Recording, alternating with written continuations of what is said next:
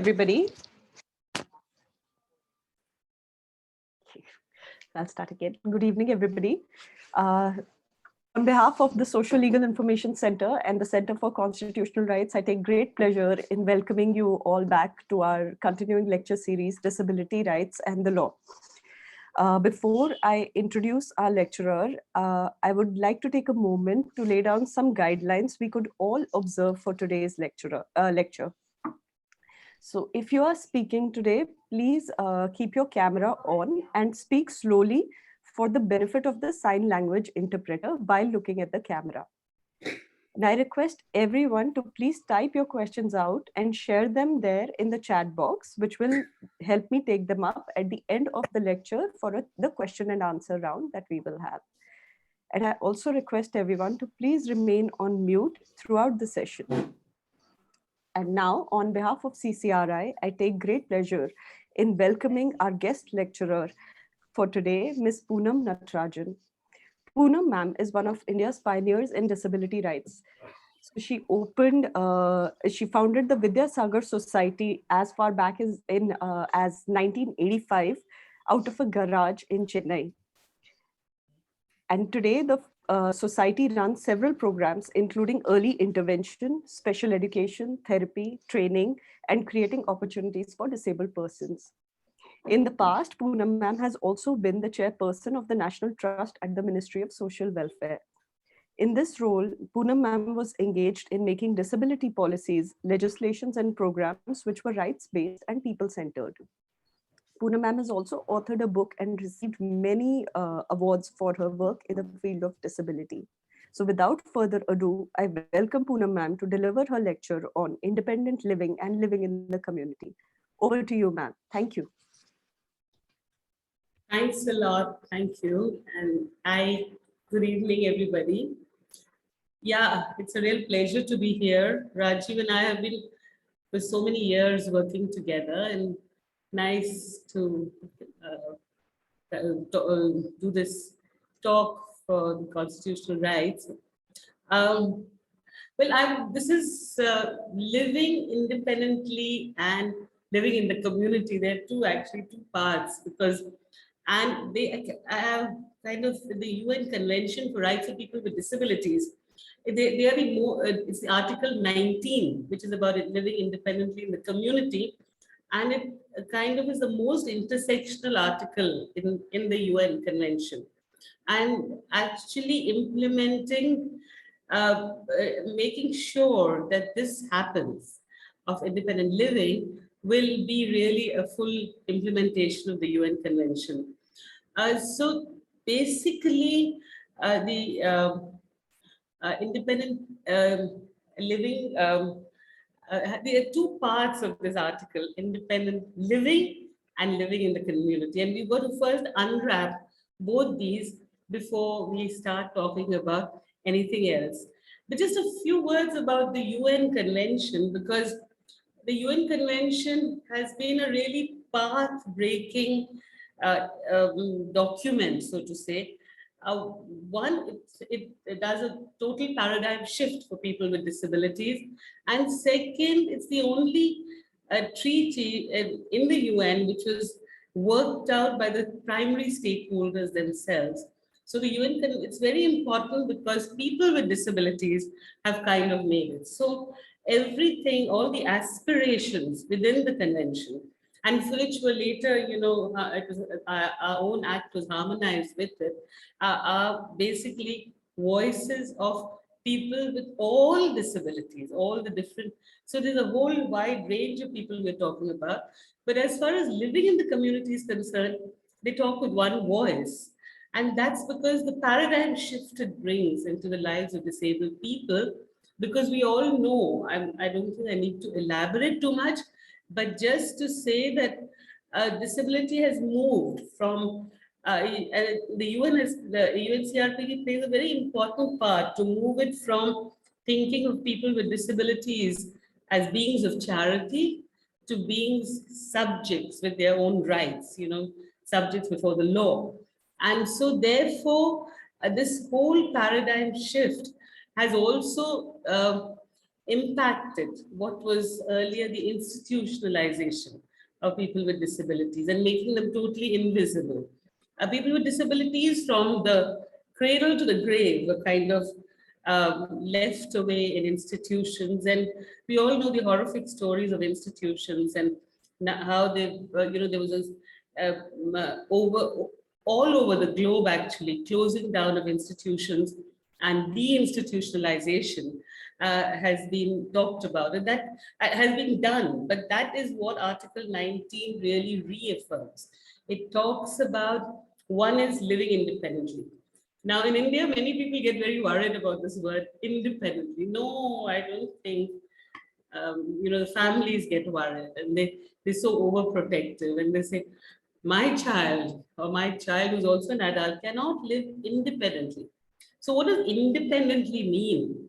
I think that needs to be really thought about carefully, because what the UNCRPD constantly talks about in Article 19 is about the supports that people with disabilities need and the importance of understanding what we mean by interdependence. Because the way of life today, or everybody's way of life, not just people with disabilities, all of us live interdependent lives. And somehow, when it comes to people with disabilities, the notions of independence become different. So it's very important to understand that interdependence is not lack of independence, number one. And that is it's quite a patriarchal value, this whole thing about being fiercely independent and being able to do things yourself. So whenever we talk about this as, parents worried about what will happen after we are gone, what will happen with our children. But when you talk about assisted living or about support systems in the community, no, they're always looking at institutions, that how do we set up even a small place where other parents will also be there and we'll be able to take care of our child. So the first thing is, let's understand that independent living is about choices. It's about decision making. It's about you are not obliged to live in any living arrangement. You can choose where you want to live, and you can decide how you want to lead your life. And because this is so important, I mean, it's taken for granted for all people, but for disabled people, decisions have been made for them, I suppose, like it was for women earlier, by everybody else, the parents, the professionals. Everybody will make decisions for disabled people, and they will not have they don't even learn. So they're always very passive beneficiaries. So actually, independent living is more about independent, you can have supported decision making. You can have a group of first circle of friends to help make your decisions. But it definitely talks about being able to make decisions for yourself and not getting stuck in an institution, because that's where the family feels you're the safest. But because the institution has been known to be very passive, where you cannot lead a full life, you cannot participate fully in the world. So that's the first bit of this article, independent living. The other bit is living in the community and being included in the community. And that's the other very important part. And that's how all the other acts also get intersectionalized with Article 19, whether it's employment or education or culture or environment, accessibility, transport, everything gets involved, because the community has to become an asset in the person with disabilities life. The community has to help build those support systems so that people with disabilities can live in the community and they can live meaning, can participate and live a full life. Because why are disabled people so invisible in this country? Because we have some institutions in this country, but we also have many people with disabilities who are just homebound and are really not fully participant, firstly within their own families or in the communities they live in. So that is why there are these two aspects which we really need to understand if we are going to talk about and create and try and uh, enable independent living. And in Vidyasagar at the moment, we are working on a project which we call Bliss, begin to live independently with support systems. So how do you create these support systems so that people feel supported, you have the safeguards, feel that they have enough security and live together. And that's one of the requirements even in the rights of people with disabilities, that the state creates these safeguards for people with disabilities so that they are more easily included in the community, accepted in the community. We very recently had a case in our disability law unit where one of our alumni, his neighbors went to the police station and reported that, I mean, he gets angry now and then and gets a little upset if things change. You know, the car is parked in a certain place, but then if somebody parks it somewhere else. So people can't get used to that. And they went and reported him to the police saying, what is he doing outside? And why on earth isn't he in an institution? And the police came to his family. He lives with his parents, though he's about 40 years old. And they said, the police said, like, if you don't put him in a hospital in like 3 days, we'll have to take him away. But totally not having any kind of awareness that this man has a right to live in the community as much as the neighbors do. And so how do we then get them to get aware of the fact that he has the same kind of rights to, and he needs the community to really be able to, number one, understand what some of his support needs are, to make a few adaptations or adjustments, and to accept all differences. So that is why we always, the UNCRPD very, very strongly affirms that disability is part of human diversity. So once you realize that and you don't say something different, then it is you do make adjustments for all your other neighbors. It's only when it comes to a person with disability you think, oh, perhaps that person should be in a institution. So building of more, you see, one of the biggest worries I used to have when I was in the National Trust was we had these all organizations, parents associations, were all registered with the National Trust. And there were about 250 parents associations of children, of children who were now growing up and going to be adults soon. The parents had all come together to find a solution to what National Trust was actually enacted for. What happens to my child when I'm no more? And the National Trust actually is the act of independent living, really, if you analyze the reasons and how it is being done. So, but everybody just wanted to create small institutions, top down, where 30 parents will get together and build a little place where all their children can be looked after. But these just become top-down institutions in the end.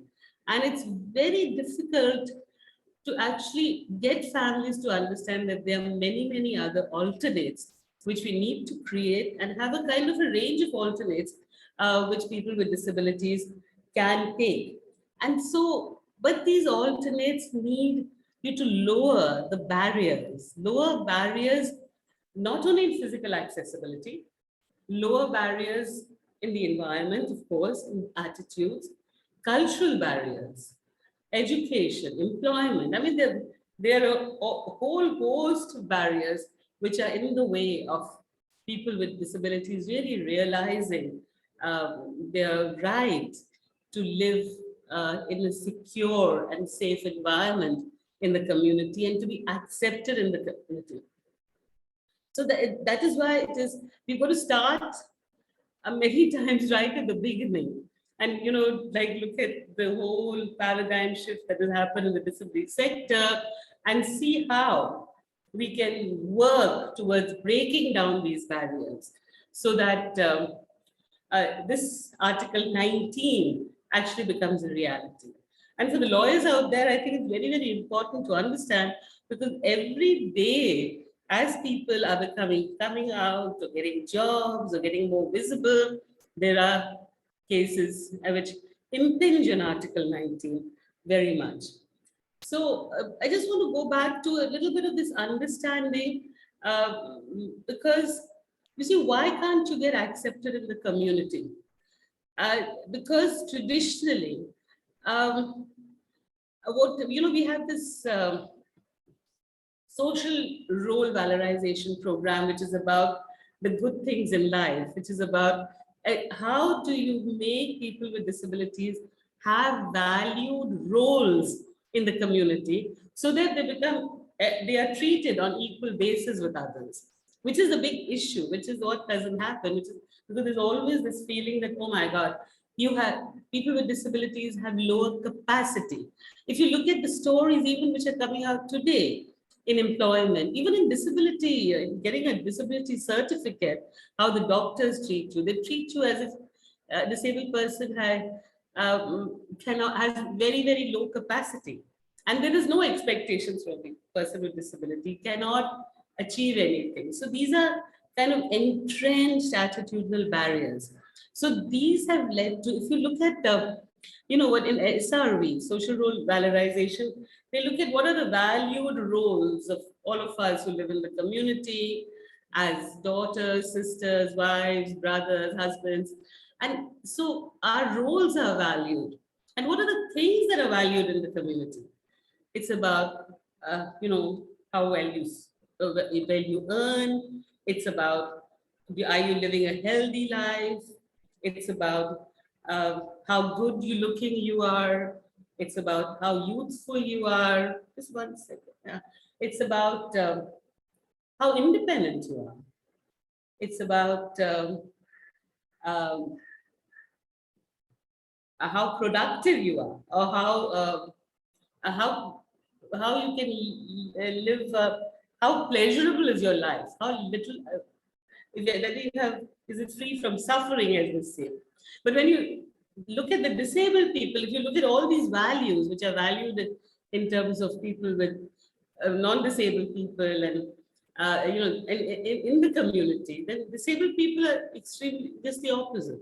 They may not be able to earn enough, so they'll be generally poor. They may mostly have poorer health. They may also not look so good, so that's a big issue. They also, the youth, they may look a bit worn out or tired, and also they may not be looked as productive people and more dependent.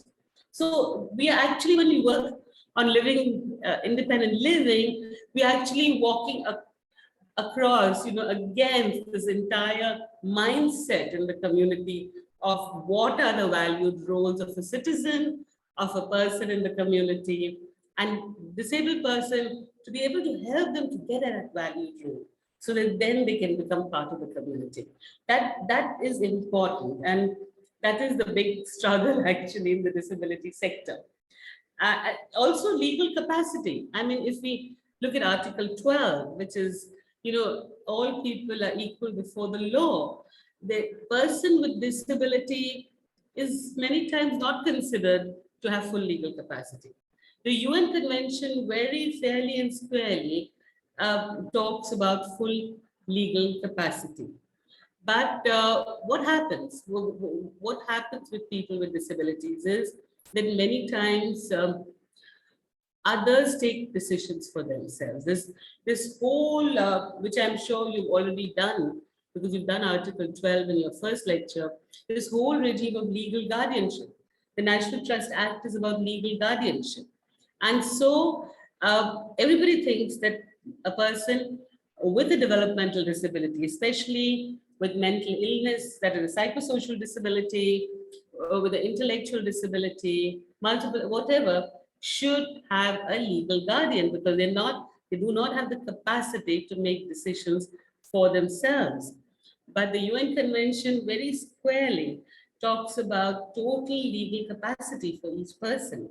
And that's, of course, very much debated. It was very much debated when we were trying to harmonize and make the new law, the rights of people with disabilities, in which 2016 law about legal guardianship. And we didn't achieve, we still have a partial limited guardianship for people with disabilities, only it says for a specific period of time and for a specific reason. But why don't you want legal guardianship? What's the problem? But the problem is people with disabilities have again and again talked about how the legal guardianship actually has made their life more and more dependent, and they're not able to really realize their aspirations, because anything they want to do, all their money, their property, or whatever they want to realize in life will be decided and controlled by the legal guardian. And that's a big no-no as far as the people with disabilities are concerned, because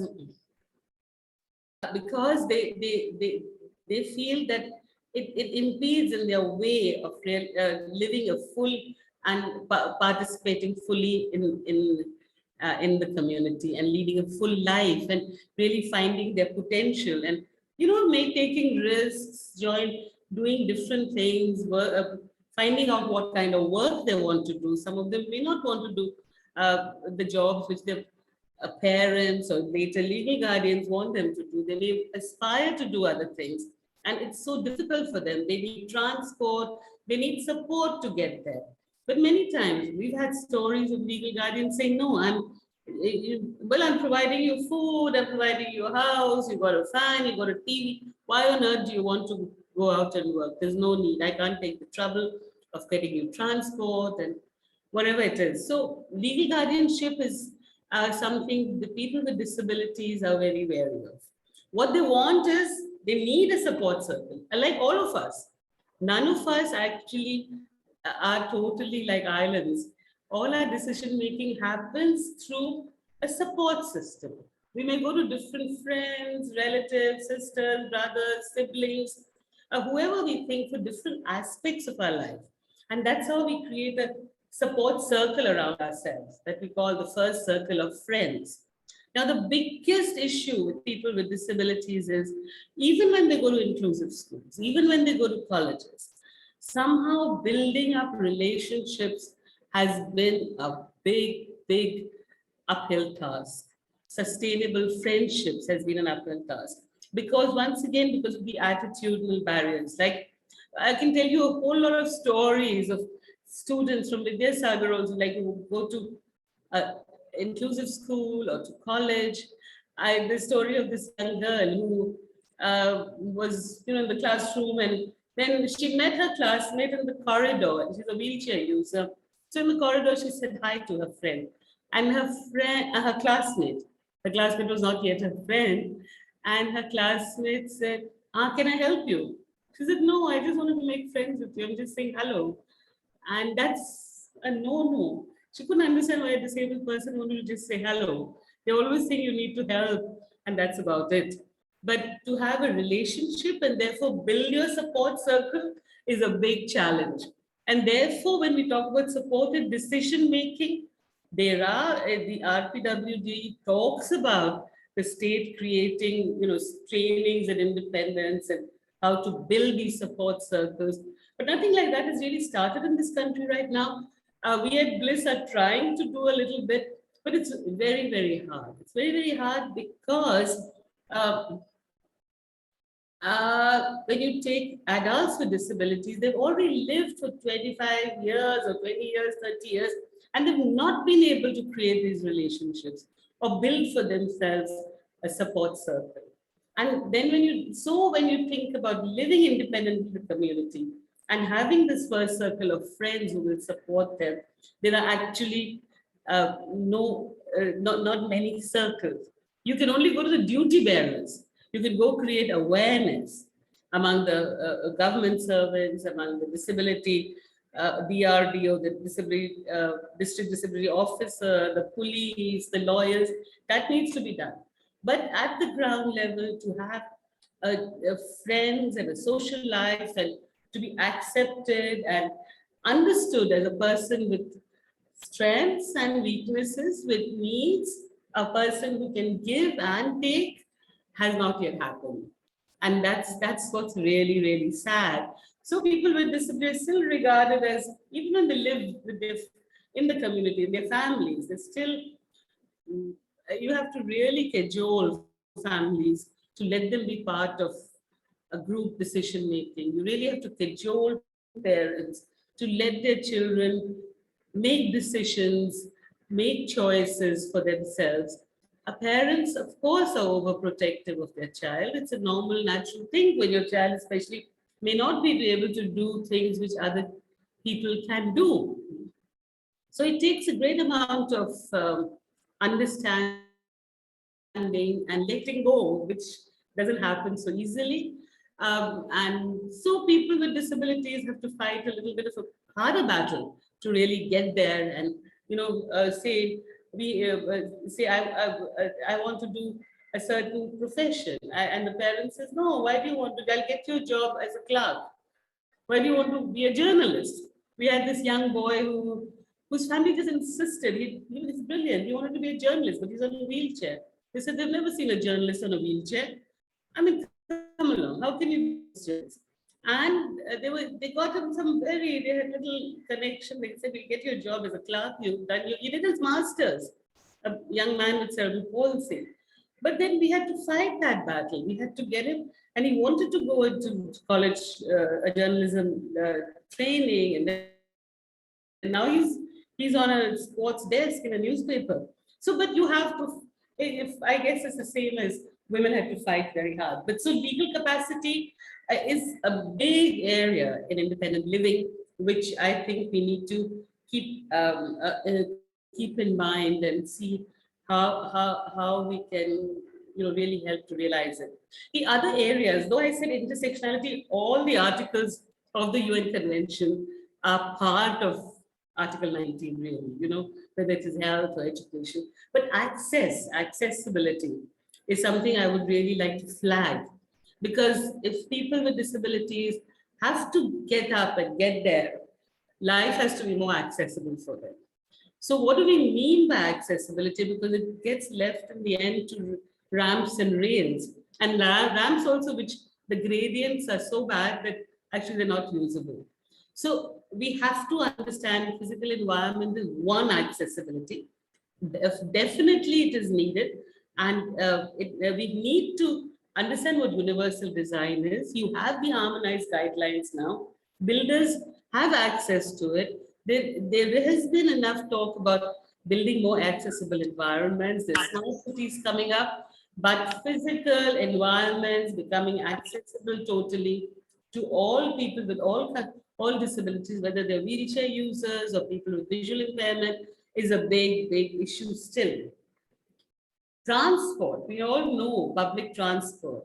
Metros in the cities were made accessible, but not the last mile.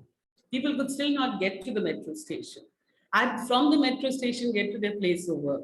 So it's been tough. Transportation, accessible transportation. The buses, after big fights in every city, low floor buses came, the bus stops were not accessible. So physical environments and transports have been a big issue. We also want to talk about information. See, whether it is legal capacity, whether it is getting into being able to be as independent as possible, information has to be available in accessible formats. Most of the websites are not yet accessible.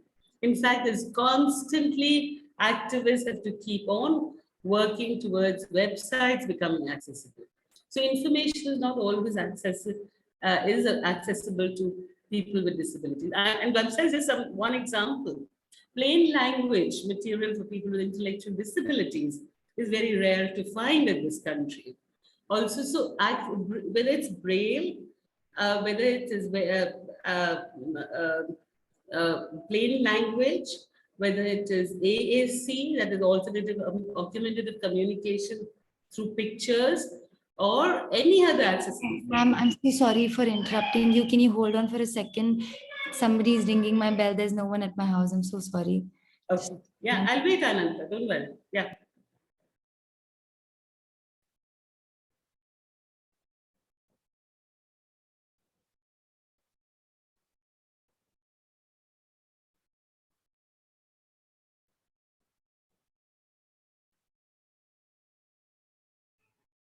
I'll take this opportunity to remind all of you that we would be taking up all your questions, answers at the end of this session. So if you have any questions, anything you would like to share with everybody, please feel free to drop it in the chat box. Thank you. I'm so sorry for the interruption. That's But okay. I'm so sorry. No worries, no worries, don't worry. So, so information has to be more accessible to people with disabilities, and we want to talk about accessible technology, and that's coming. It's really booming, and it's great. And but is it reachable to all people with disabilities? That's the next issue, really. Is it accessible to every person with disability? Well, attempts have been made by state governments, by the central government, and we are doing something very exciting at Tamil Nadu, because the Commissioner of Disabilities has given space where we are setting up a museum. It's called the Museum of Possibilities. It's a demonstration center of accessible technology, and we're kind of collecting everything that's available in technology across for all cross disabilities, and kind of seeing how exhibiting it. And the three main areas called live, work, and play. So we've kind of made an accessible house and work and play, leisure time activities. How can you have accessible leisure as well as a workplace leisure? But so accessible technology, information, and basically we have to think about accessibility if we have to um, live in the community. And of course, then there is the um, uh, the basically capacity building of people, which needs to be done for attitudinal barriers to be lowered, so that we can and for people to have more information. If you what I would want to tell especially the lawyers here is, of course you have the UN Convention, and you have the Rights of People with Disabilities Act, but a very good area is the general comments of the UN, because they have actually kind of narrated what they expect in Article 19 of living independently in the community. Because I really want to, from the general comments and from the analysis and country reports, what I just want to, in fact, read out to you what are the main barriers which are coming in Article 19 and which we need to work on. Like the first one is denial of legal capacity. And this is a very contentious area, because it's between substituted decision making and supported decision making. When we talk about being able to make your own choices, and oh my God, why can't she just listen to what I'm saying? Why does she want to do something else? And so people have always substituted. They always said we know best for you, but disabled people want to take risks. They want to make mistakes. They want to do what all of us have done. We've all done we've all life is a bit of an adventure. We've made mistakes. We've gone back, rectified. It's gone through the adventure of life. So why on earth would disabled people not want life as an adventure? And that we just accept substituted decision making. But in many countries, legal capacity, the law may, well, in India, well, it's a kind of halfway there, but it's not in on the ground. It's still, we're very, very far, especially when we talk about high support needs, when we talk about people with developmental disabilities, and when we talk about um, actually any kind of person, any person with disability. Then the second thing that they've flagged is inadequacy of social support and protection schemes or safeguards. You see, within the community when people are living, like we were trying to get housing in rural India from the panchayat for people with disabilities to live, whose parents were no more, whose families had diminished. I mean, all families become smaller and smaller as parents pass away. And but they need that support. Now, what are the support systems and what are the safeguards? In India, we need some kind of personnel. The UNCRPD thinks a personal assistant is a right of a person with disability. The Right for Disabilities Act talks about that the state should pay for the personal assistant. But even the states which have agreed to pay are paying something like 1,500 rupees a month, which even when you give it to the person with disability, they cannot really get services of personal assistant for that kind of money. Because poverty is a big, huge, most people with disabilities, because disability costs are so much higher, firstly, many of them belong to the poor and low resource families. And disability costs are higher. So even with the middle class, lower middle class families, they will not be able to afford a support worker or a personal assistant. And secondly, they don't exist in our country. We have the Rehabilitation Council of India, which is supposed to create a workforce for people with disabilities. But somehow there is no workforce for the adults with disabilities. The caregiver is also supposed to be for the child only. It's always a child, it's the eternal child. And we have to move out of that paradigm and make sure that people with disabilities. So, what are the safeguards? Personal assistance is one major thing that is needed. Access, personal assistance, and of course, what are the other things we are fighting about? Inclusive schooling, employment, etc. So there's an inadequacy, really. Even in India, we have not been able to make enough protection schemes. Then there's inadequacy of legal framework and budgets to provide personal assistance and individualized support system. The other thing the UN Convention talks about is reasonable accommodation. It says that all people with disabilities, when we talk about support systems, may need certain accommodations at the workplace, in the community, in the environment, and those are their right. It should be provided. Like you need a ramp. We have a person who works with us who has multiple sclerosis, and she needs every 2 or 3 hours to lie down for half an hour. So in the office, we provided a bed. That's a reasonable accommodation, so that she can lie down. So those are the kind of, at the workplace, what is it that a person needs? And their individualized support needs must also be funded by the state. Then we are still talking about forced treatments and forced institutionalization, especially for people with psychosocial disability. I mean, there have been wonderful attempts by certain NGOs, like we have the Banyan doing shared housing. Down our East Coast Road, in various villages, they've taken homes and women are sharing those houses, and they have created a support system. And it's so wonderful to see the shared housing which Banyan has created, because when you go and sit there with the women, they're so accepted. All the children in the neighborhood come and play in the house they're living in. There's a little land outside. They play there. They come in and out of the house.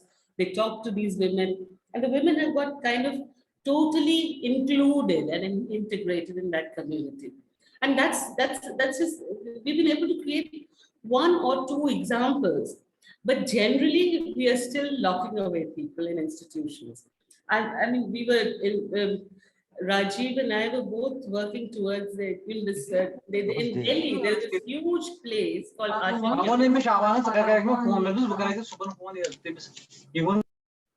Sorry. There's this huge institution called Asha Kiran, where homeless people with disabilities are generally admitted, children and adults. So when the police finds them outside and they go to the Child Welfare Committee, the committee just sends them off to Asha Kiran. So Asha Kiran, which was planned for 350 children, has really got large numbers, about 1,200 people. But the worst thing about Asha Kiran is what? Asha Kiran doesn't have an exit policy. Unless a family actually comes, which is very rare, to claim a person, there is no way you can get out of that place. You're locked up for life.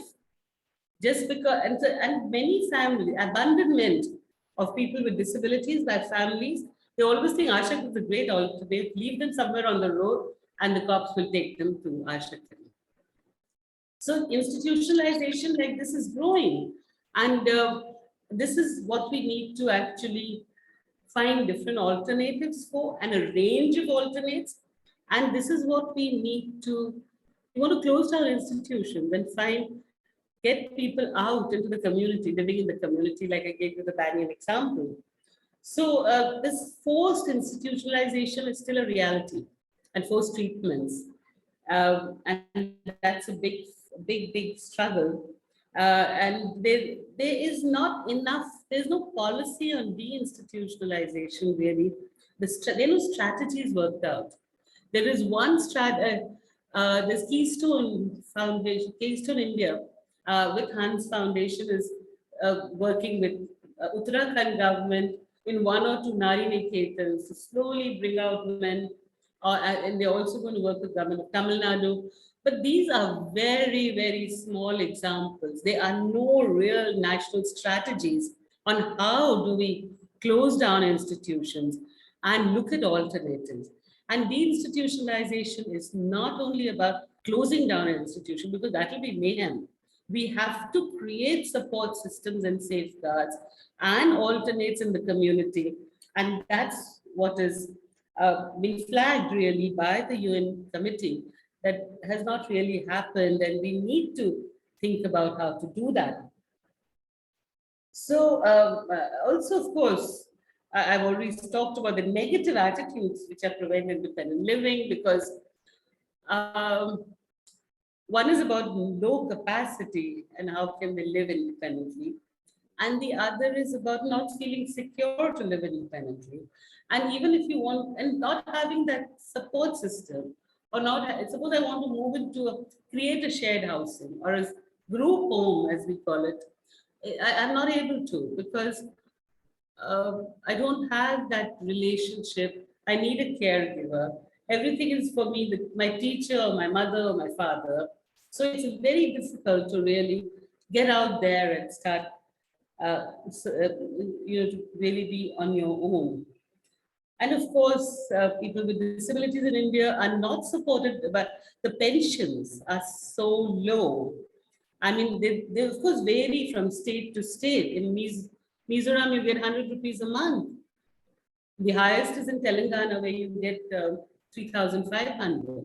But it generally 500, 400, 300, 1,500 in Tamil Nadu. But that's not enough. So poverty, lack of resources, education. Inclusive education we've been pushing it for years. In government schools today, it's really invisible, people with disabilities. So numbers are stagnant over 30 years. And we don't know how it's going. And employment is slowly growing, but tough, there are a lot of unemployed people among people with disabilities. There are also, since the state hasn't really worked out strategies, there are no monitoring mechanisms, there's no budget allocation for really mainstreaming disability.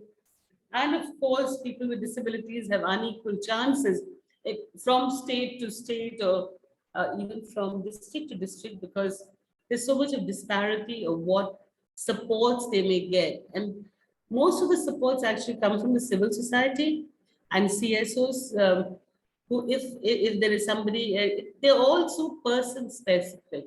If there's somebody out there who can push your case. I mean, I was just reading about the case of this girl who she got admission into Delhi University for her master's in English, but they asked for her disability certificate. She's been waiting for the last 4 years for her UDID certificate. And only because she could make a big noise on Twitter and somebody picked it up and pushed it, she was managed to get it.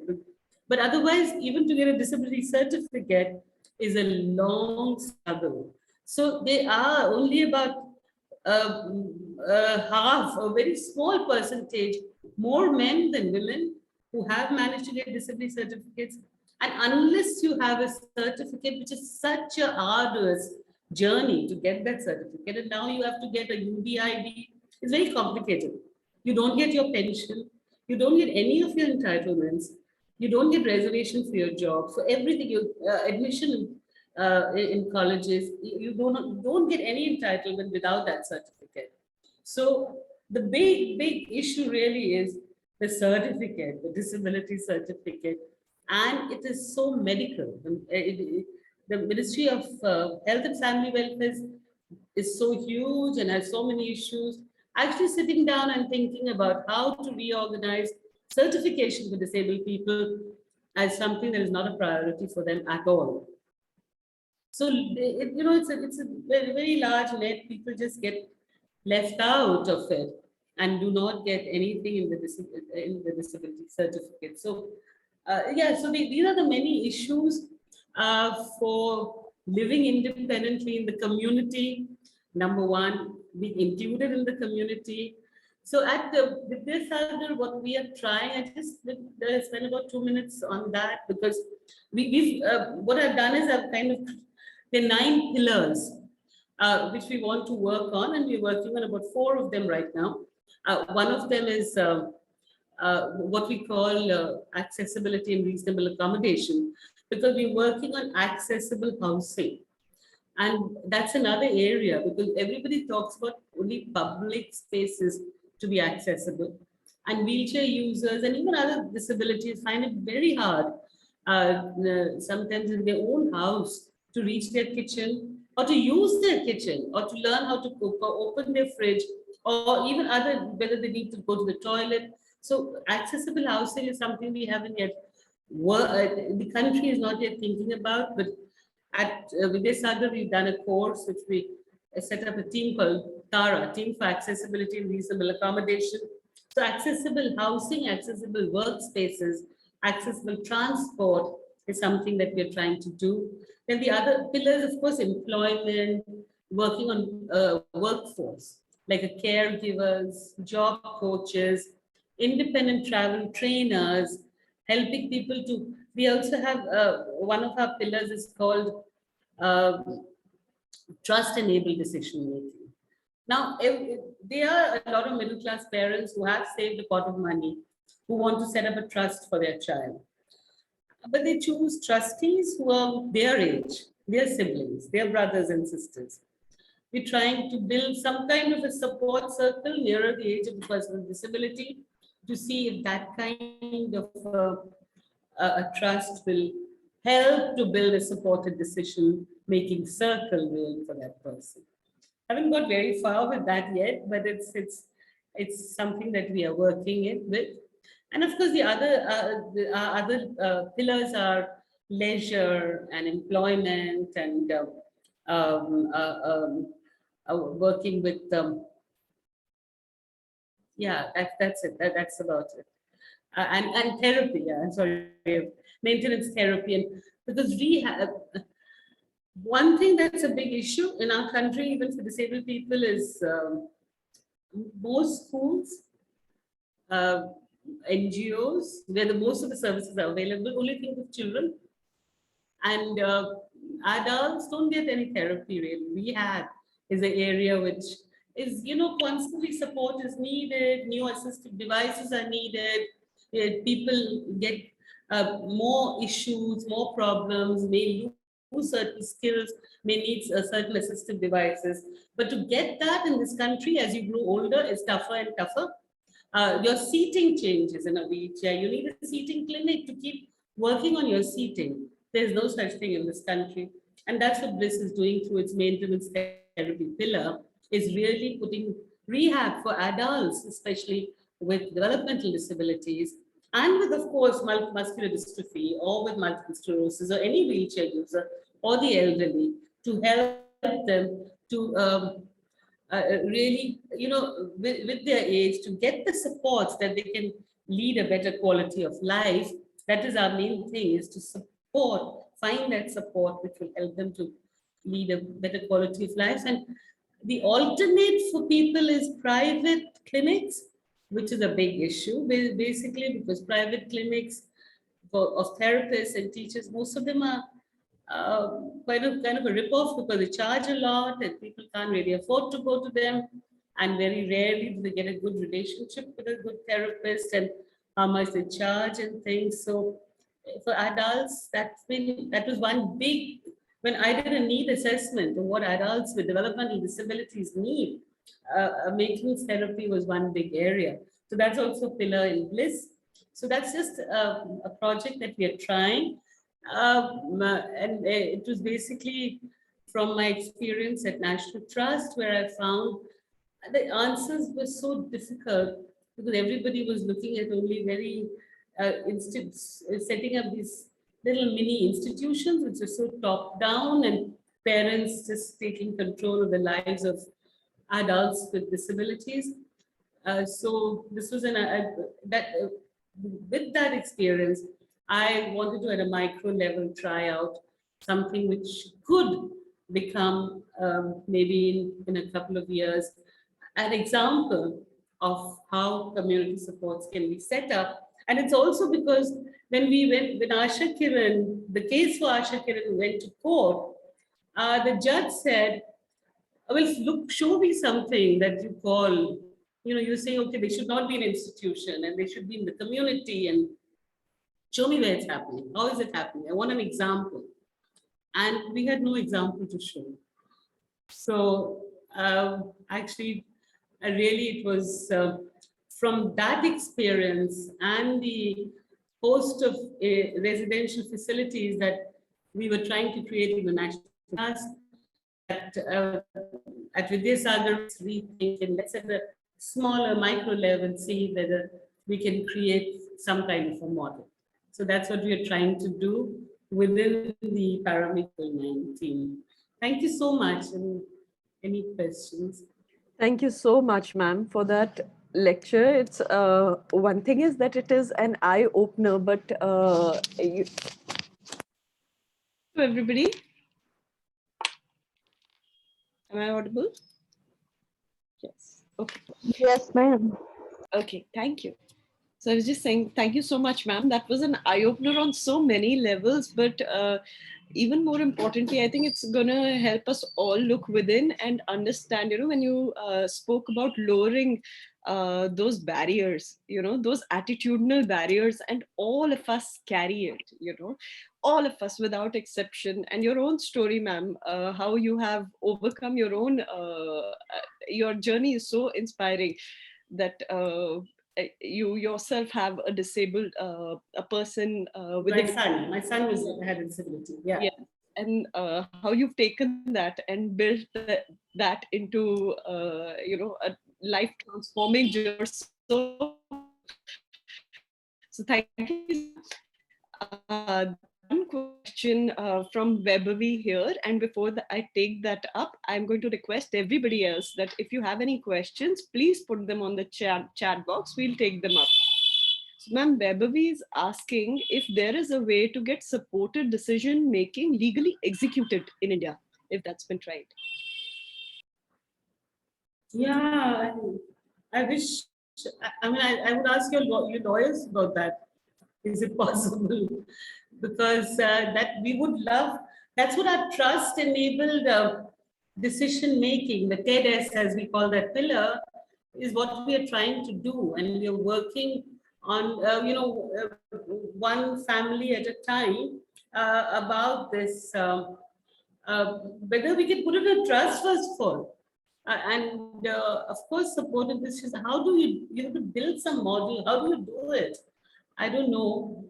Maybe maybe we should ask Dr. Amita Dhanda, or we should.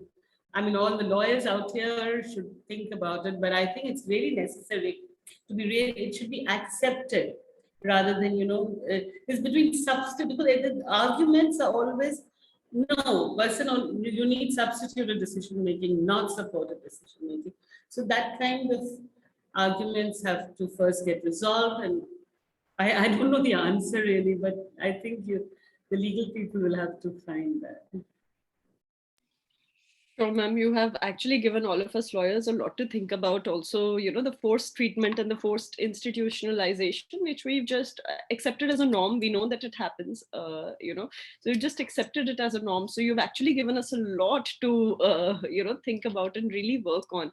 So Webavi, maybe we can get in touch about it separately and do some legal research on it. Yes, certainly, because that's one thing that is very scary for people with psychosocial disabilities, you know. Yeah. I mean, they don't have a choice. If they don't want to have the medicine, they're just forced to have the medicine. And how do you, they don't get that space to explore other ways of kind of finding solutions for their psychosocial disability. And I actually, a lot of people who have been able to fight it have found alternate methods. So I think we should look at it. Sure. Yeah. There was Uh, Bulbul here who wanted to say something. Bulbul. Yes. yes, ma'am. So, ma'am, uh, I'm Bulbul. I'm a college student.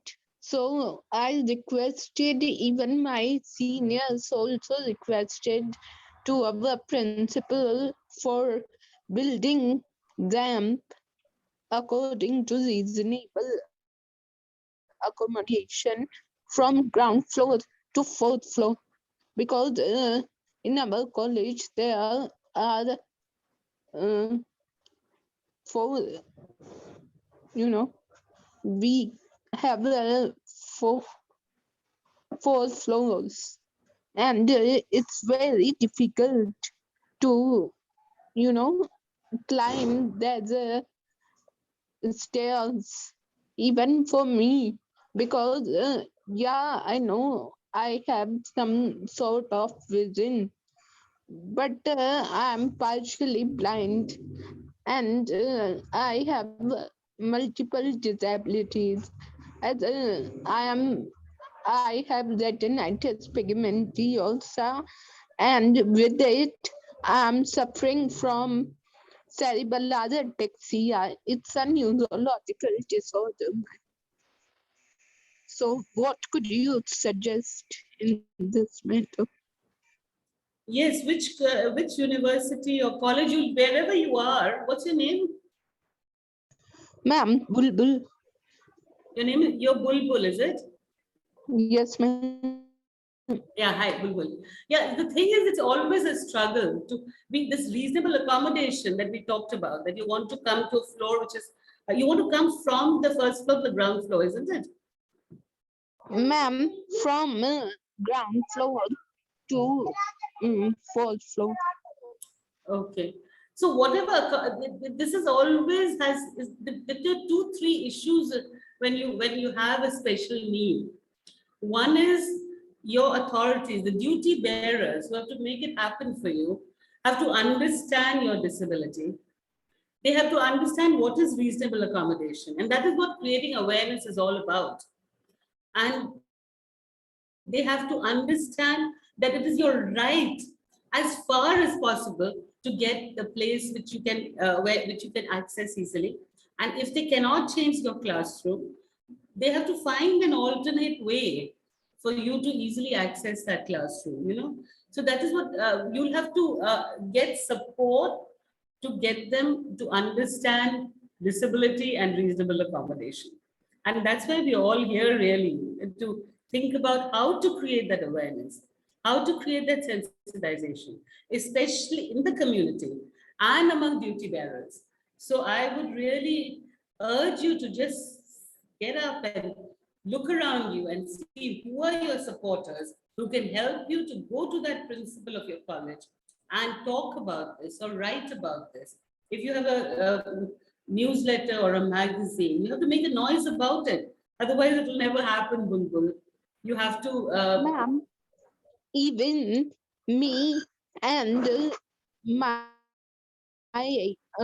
one senior, Jayan Singh Raghav, a good activist and a activist student, already raised our voice for this ramping. But it is said by our college principal that building is not eligible to form that ramp. Bulbul, Well, ma'am, may I just yeah, interrupt? Bulbul, which sure, city are you in? Where are Ma'am, you? in Delhi. Okay. Which college is this? Ma'am, it's Ramlal Anand College, South Campus. Steve, can I just come in for a minute? Yes, yes, Rajiv. Okay, so Delhi this has is- many activists, Bulbul. You need to get people together, and you'll have to meet halfway also. I don't, we don't know the exact reason why they're saying no. You have to find the solution that is most effective and easy for you. So as far as this college goes, ma'am, there was this student, Jayat, who really was an activist, and he's been able to get a lot of changes. I believe a lift is under construction. The money has been given to the CPWD, only it's not been installed as yet. So Bulbul really needs to focus on that, on getting that lift installed, where the money has already been paid to the CPWD. Right. No, but why does she want to come from the first? She wants to go from the. She wants to go to the first floor. No, the building is a 4-storied building, Okay. and a lift to be installed. The money has been paid to the CPWD. Only it's not been installed. You know how the government works.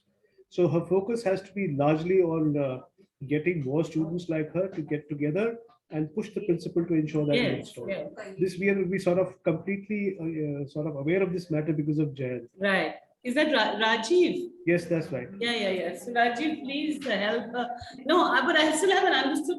She's saying she wants to come, go to the first floor and from the ground floor.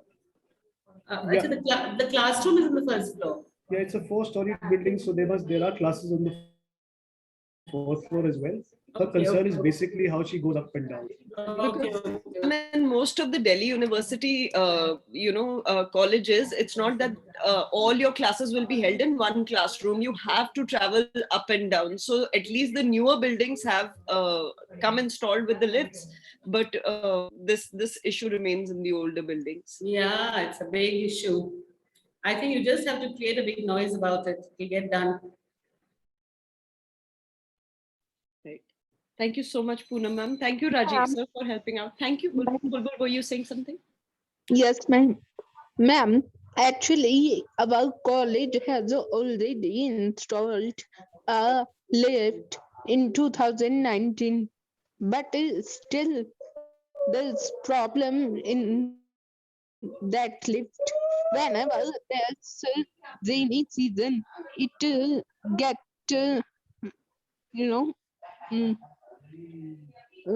unrepaired, means it get full of water because of this technical issues coming in that lift, and till now it's not working. बुलबुल, मैंने तुमको पहले भी बोला है कि तुमको और students को इकट्ठा करना है और तुमको इस बात को प्रिंसिपल के सामने लेके जाना है. जयत ने वहाँ पे काफी कुछ काम किया है और उसको आप कैरी फॉरवर्ड करना है. समझे? You have to carry forward the work that Jayant has done in your college. Sir, मैं already इसे carry forward कर रही हूँ. बिल्कुल. Okay. Any other questions? Then we can move to some other questions. Does anybody else have any questions that you would like to ask Poonam ma'am?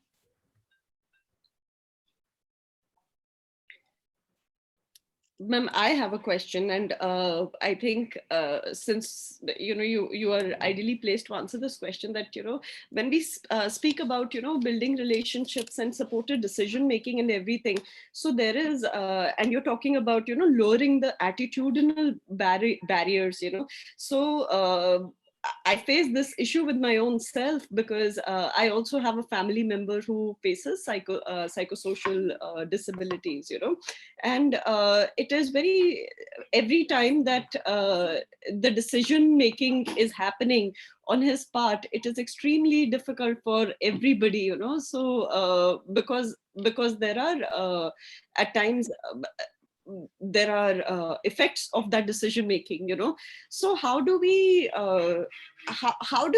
even start to balance that that protective, like you said, patriarchal almost kind of a urge to make the decision for our friends and family members who are living with disabilities, to protect them, to protect their property, this patriarchal urge, and to respect their autonomy. So how does one even start to do that? And I'm sure that you also must have faced this question maybe many years back. So what would you have done if this person was made, if the person did not have that label of disability, but made the same decision which is troubling you? I suppose it was whoever, your family member, brother, sister, son, husband, whatever, if he did not have the label, but made the same decision which you thought was going to endanger his property or his job, or what would you? Because you see, decision making is not about the wisdom of the decision; it's a right to make the decision. You can even have the right to make a wrong decision. Yeah. Yeah. So yeah, it's like in a family. One of the members wants to do something which others don't agree with, but then it's either up for a discussion and deciding, or you have to also respect sometimes the person's decision, the right to make that decision. And so first is always think about it that, the labels somehow always confuse us. We give people, we have to have a label-free society, because giving these labels to people, intellectual disability is something that is dependent on an IQ score, which we don't really agree with, or psychosocial disability, and is an assumption that you can never have come out of it, which is not true. A lot of people have actually come out of their, if they had a depression or a bipolar, they have managed to recover. We have to believe in recovery. The other is we have to believe in moments when a person is making a decision after thinking about their will and pleasure and what they want to do. So how we respond, remove the label and then make your decision. Yeah. Yeah. Thank you, ma'am. Right to make the wrong decision. It's yeah. So we're so stuck, because I need to protect this person because he's has a bipolar disability. Now they also have moments of what's the word of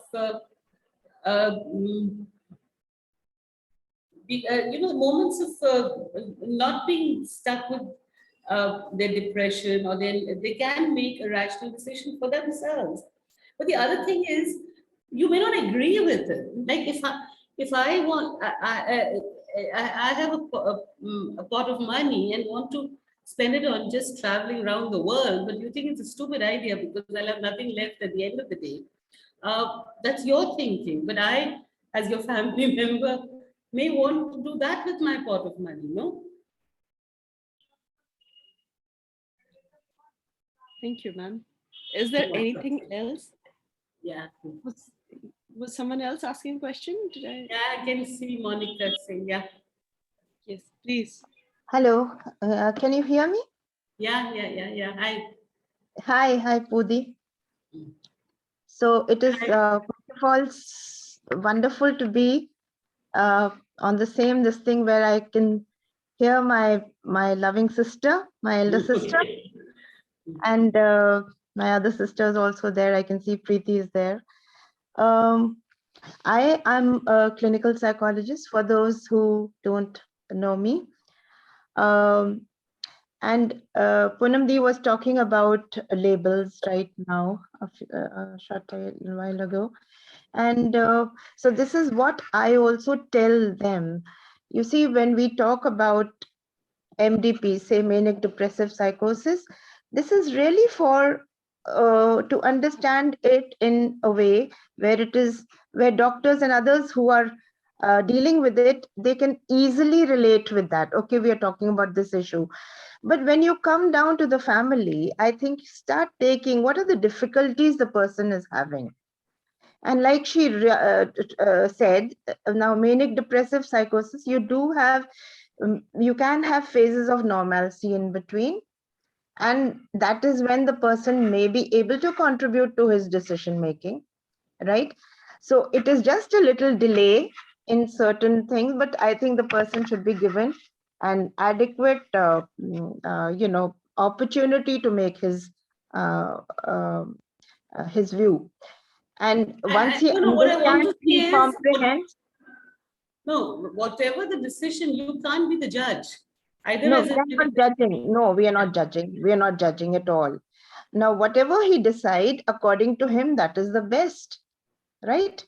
And so you need to respect, but you can also give some insight that there are better ways to deal with it in case they want it. Some alternatives, if you can provide options, then they can have more clarity and more information about it. I think in any decision making, if we can give clarity and information, the person gets to know that there are other ways of. But definitely, I think this labeling is something which is, I'm also, although I'm in this line, but I generally use it very less.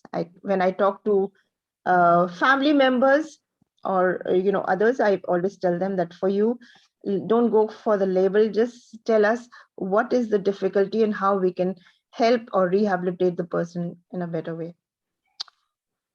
Thank And you. collectively, thank you. Thank you, Monica, ma'am. I think we have another hand raised.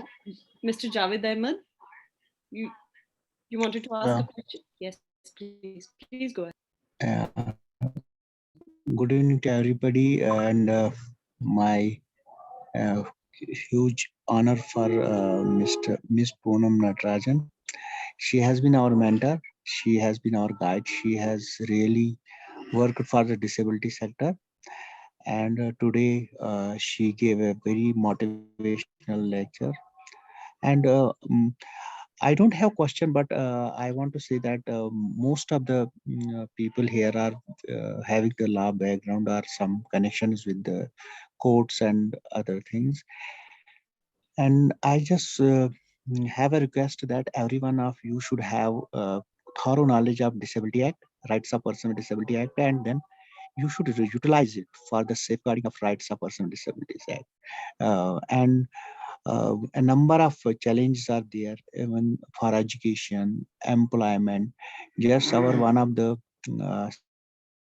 sister was telling about his challenges in educational sector, where she goes to a school and or college, and she has to face a number of challenges regarding accessibility, then access to books, then access to the special educators, which is not there.